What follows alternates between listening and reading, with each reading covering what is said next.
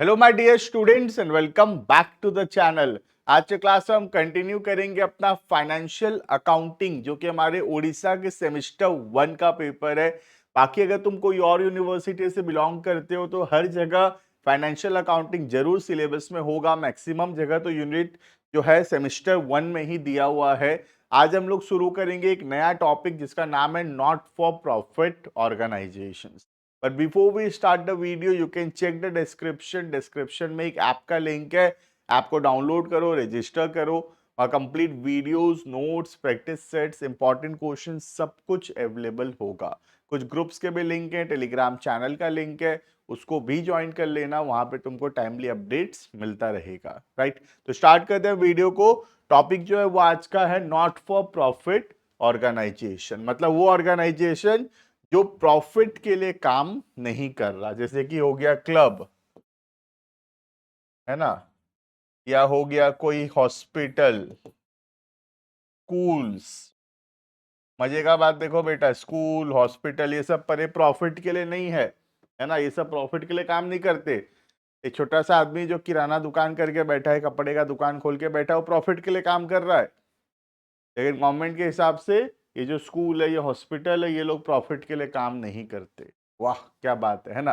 But कुछ नहीं, हमको क्या करना, हमको तो अपना पढ़ाई करना है। तो हम लोग सीखेंगे कैसे ये लोग अकाउंटिंग करेंगे। बट रियलिटी में बताऊं तो सिर्फ नाम के लिए ये लोग नॉट फॉर प्रॉफिट ऑर्गेनाइजेशन है। इनसे ज्यादा प्रॉफिट तो कोई नहीं कमा रहा। राइट, देखना meaning of profitable and non profitable organisation. Profitable organization, those organizations which are engaged in trading and manufacturing of activities. तो प्रॉफिट मतलब जो ट्रेडिंग या मैन्युफैक्चरिंग का काम करते हैं with the objective to earn profit, जिनका ऑब्जेक्टिव प्रॉफिट कमाना है। Funds in such organizations are contributed by the proprietors in the form of capital and reserves. पैसा जो लगाता है जनरली, वो पैसा कौन लगाता है? Proprietor. Right, in order to ascertain the cost of goods manufactured, gross profit and net profit, such organization prepares। ये लोग क्या क्या बनाते हैं? एक बनाते हैं मैन्युफैक्चरिंग अकाउंट, दूसरा बनाते हैं ट्रेडिंग अकाउंट, तीसरा बनाते हैं profit and loss account, right, और चौथा बनाते हैं बैलेंस शीट। तो ये सब ये लोग मेंटेन करते हैं। कौन? जो प्रॉफिट के लिए काम कर रहा है। Those organisations which are working for the profit. Right, इनका अकाउंटिंग हम ऑलरेडी सीख चुके हैं, हम पहले पिछले क्लासेस में ऑलरेडी पढ़ चुके हैं। Trading account, PL account, balance sheet, ये सब कैसे बनता है। राइट, अब हम सीखेंगे नॉट फॉर प्रॉफिट ऑर्गेनाइजेशंस कैसे काम करते हैं। ठीक है, on the other hand not for profit organisation, those organisations which main objective is not to earn profit but to give valuable services to the society। right, अब इनका example क्या है? क्लब हो गया, एसोसिएशंस हो गया, hospital, educational institutions, trade unions, charitable institutions etcetera. People join such organizations for mutual entertainment, for protection, for professional reasons, or for promotion of art and culture. Such organizations are not required to prepare profit and loss account। उनको PL account बनाने का जरूरत नहीं है, क्योंकि वो लोग तो प्रॉफिट के लिए काम नहीं कर रहे। तो जो प्रॉफिट के लिए काम ही नहीं कर रहा, उसको तो पीएल अकाउंट बनाने का जरूरत नहीं है। तो वो लोग क्या क्या बनाएंगे? वो लोग बनाएंगे सबसे पहला receipt and payment account, it is just like a cash account. ठीक है, दूसरा ये लोग बनाएंगे इनकम एंड एक्सपेंडिचर अकाउंट, जो कि पीएल अकाउंट के जैसा होता है, और तीसरा ये लोग बनाएंगे बैलेंस शीट। तो एक नॉट फॉर प्रॉफिट ऑर्गेनाइजेशन तीन चीज बनाता है। पहला हो गया रिसीट एंड पेमेंट अकाउंट, दूसरा हो गया इनकम एंड एक्सपेंडिचर अकाउंट, और तीसरा हो गया बैलेंस शीट। क्लियर है ये? तो हम एक एक करके बनाना सीखेंगे। पहला हो गया रिसीट पेमेंट, सेकेंड हो गया इनकम एक्सपेंडिचर, तीसरा हो गया बैलेंस शीट। रिसीट पेमेंट किसके जैसा है? ये एक कैश या बैंक अकाउंट के जैसा है, जिसमें जो भी पैसा आया वो डेबिट साइड पे लिखा जाएगा, और जो भी पैसा पेमेंट हुआ वो क्रेडिट साइड पे लिखेंगे। स्टार्ट होगा ओपनिंग बैलेंस से, एंड होगा क्लोजिंग बैलेंस पे। राइट, जो हमारा इनकम एंड एक्सपेंडिचर अकाउंट है, it is just like a profit and loss account, right. लेकिन जो प्रॉफिट ऑर्गेनाइजेशन, उनके केस में पीएल बोलते हैं उसको। अगर एनपीओ है, नॉट फॉर प्रॉफिट है, तो पीएल नहीं बोलते, उसको बोलते हैं income and expenditure account. Clear है। और तीसरा आता है बैलेंस शीट। बैलेंस शीट तो सबके लिए बराबर होता है, जिसमें एक तरफ लिखा जाता है सारा लाइबिलिटीज और दूसरा तरफ लिखा जाता है एसेट्स। क्लियर है। तो स्टार्ट करते हैं। सबसे पहला हम सीखेंगे what is receipt and payment account. ठीक है, देखना। Receipt and payment account is a summary of cash book. Cash book का समरी है and is different from a cash book as an item of expense written in the cash book as many times as it is paid. Say rent, if paid monthly, will be written 12 times. But in receipt and payment account, it is written only once. That is, it is in the summary form. क्या फर्क है cash book में और receipt and payment account में? जैसे हम महीना का 10,000 का रेंट दिए, 12 महीना दिए, 12 बार 10,000 रुपया पे किए, तो कैश बुक में ना 12 बार लिखा जाएगा to rent 10,000, to rent 10,000, to rent 10,000, to rent 10,000, ऐसे 12 बार लिखा जाएगा कैश बुक में। लेकिन रिसीट एंड पेमेंट में एक बार में लिखा जाएगा टू रेंट 1,20,000। समझ में आ रहा है? तो कैश बुक जो है वो एक एक ट्रांजेक्शन को रिकॉर्ड करता है, और जो रिसीट एंड पेमेंट अकाउंट है कैश बुक का समरी है, राइट। कैश बुक जैसा ही दिखता है, बट कैश बुक का समरी है। कैश बुक में इंडिविजुअल ट्रांजेक्शन्स जो है उसको सम टोटल करके एक एंट्री है उसमें, right. It is maintain on cash basis. Cash basis पे मेंटेन होता है, मतलब जो भी पैसा आया वो लिखेंगे रिसीट, जो भी पैसा गया वो लिखेंगे पेमेंट में। क्लियर।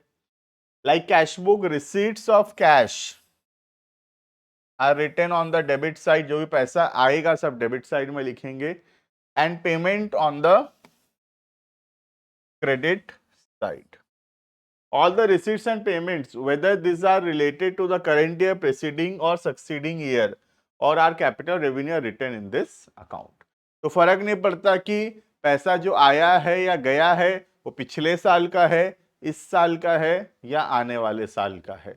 यहाँ पे हम कैश बेसिस फॉलो कर रहे हैं। कैश बेसिस का मतलब पैसा अगर आया है या गया है तो यहाँ पे रिकॉर्ड होगा। अब वो चाहे पिछले साल का हो, इस साल का हो या फिर आने वाले साल का हो, कौन से ईयर का है उससे फर्क नहीं पड़ेगा, क्योंकि यहाँ पे हम एक्रूअल बेसिस फॉलो नहीं करते, या हम कैश बेसिस फॉलो करते हैं।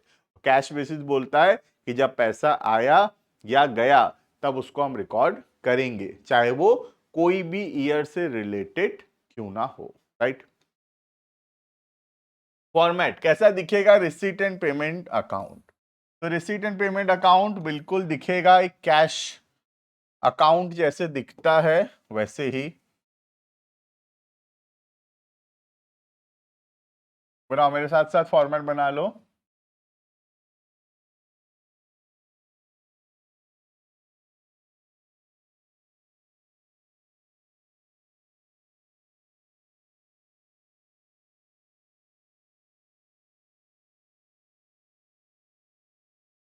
Receipts and payment account,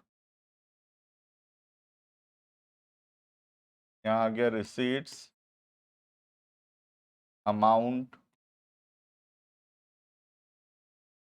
payment, amount. Clear. सबसे पहले शुरू होगा किससे? शुरू होगा ओपनिंग बैलेंस से। ओपनिंग बैलेंस कैश का और ओपनिंग बैलेंस बैंक का दोनों यहाँ पे आएगा। ठीक है, तो शुरू होगा opening balance. To balance brought down, क्या आ गया कैश का, ये आ गया बैंक का। ये टोटल आ गया ओपनिंग बैलेंस। ईयर के स्टार्टिंग में जितना कैश है बैंक में बैलेंस है। ठीक है, अब सारा रिसीट्स इधर आएगा, ऑल कैश या बैंक में जो भी पैसा आया होगा, जो भी पैसा आया होगा, चाहे वो प्रीवियस ईयर का हो, करेंट ईयर का हो, नेक्स्ट ईयर का हो, कैपिटल आइटम हो, रेवेन्यू आइटम हो, फर्क नहीं पड़ता। पैसा अगर आया है तो यहाँ पे जरूर आएगा। ठीक है। और अगर पैसा हम पेमेंट किए हैं, चाहे वो कोई भी ईयर का क्यों ना हो, अगर हम पेमेंट किए हैं या कोई भी चीज के लिए क्यों ना हो, अगर हम इस साल में पेमेंट किए हैं तो वो क्रेडिट साइड पे रिकॉर्ड होगा। क्लियर। अब इसको हम बैलेंस करेंगे। क्लोजिंग बैलेंस जो है यहां पे आएगा बाय बैलेंस कैरेट डाउन। क्या आ गया? कैश का। कभी कभार बैंक में नेगेटिव बैलेंस भी हो सकता है, तो हम उसको ओवरड्राफ्ट बोलते हैं। क्लियर। तो स्टार्ट होगा ओपनिंग बैलेंस से, कैश या बैंक का। उसके बाद डेबिट साइड में आएगा सारा रिसीट्स, चाहे वो कोई भी ईयर का हो, कोई भी पर्पस का हो, कोई भी चीज का रिसीट हो, फर्क नहीं पड़ता।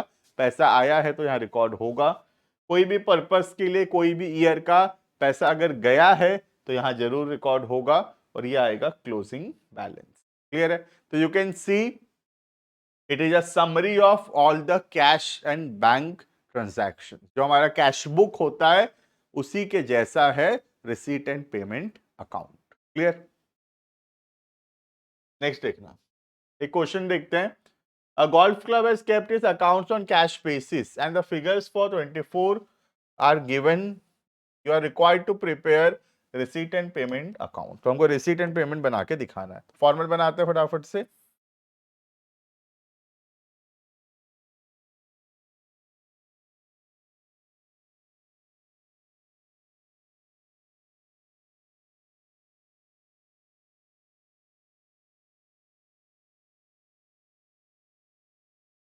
ठीक है।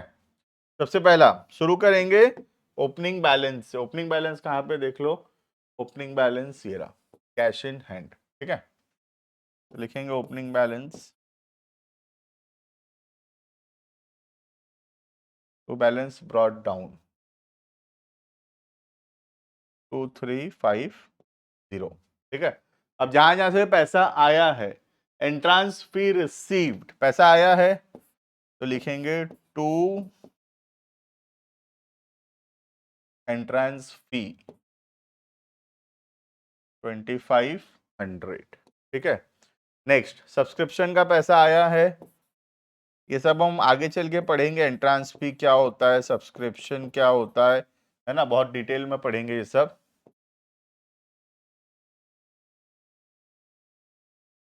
नेक्स्ट ग्रीन फी रिसीट, तो ग्रीन फी का पैसा आया है।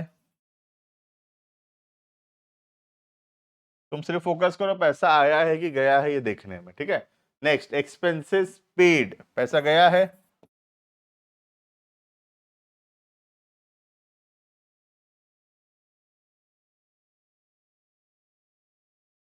27250।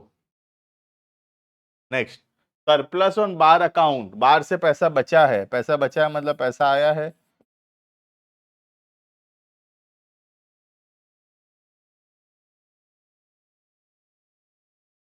सरप्लस का मतलब जो पैसा आया और जो पैसा गया, नेट में इतना पैसा बचा है बाहर से। ठीक है। Next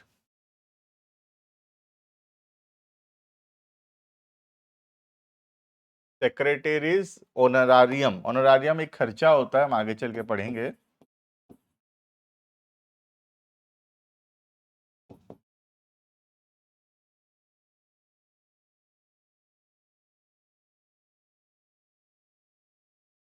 next locker rent received,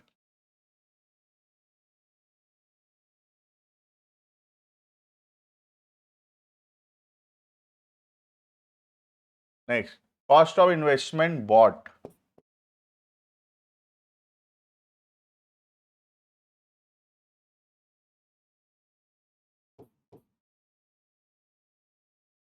clear है ये। तो ये हो गया सारा का सारा entry in the receipt and payment account. Close करेंगे फटाफट से, जो भी क्लोजिंग बैलेंस आएगा वो हम लोग नोट डाउन करेंगे। ठीक है। तो टोटलिंग करते हैं फटाफट से। 2350 plus 2500 plus 19800 plus 600 plus 7,500 plus 500 33,250।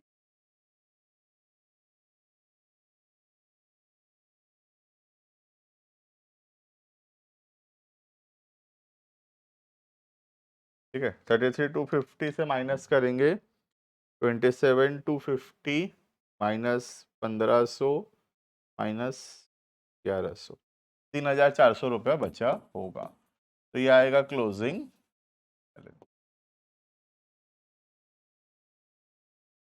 Clear है? तो ये हो गया हमारा रिसीट एंड पेमेंट अकाउंट, जहां पे स्टार्ट हुआ ओपनिंग बैलेंस से, जो जो पैसा आया सब डेबिट साइड में, जो पैसा गया सब क्रेडिट साइड में, और ये आ गया closing balance of the cash. Clear है? तो this was all about how to prepare receipt and payment account. Clear है? बाकी नेक्स्ट क्लासेस के अंदर बाकी टॉपिक्स को कंटिन्यू करेंगे। नेक्स्ट क्लास में सीखेंगे इनकम एंड एक्सपेंडिचर अकाउंट और बैलेंस शीट कैसे बनाते हैं। राइट? तो जुड़े रहना चैनल के साथ, मिलते हैं नेक्स्ट वीडियो में। Thank you and bye bye.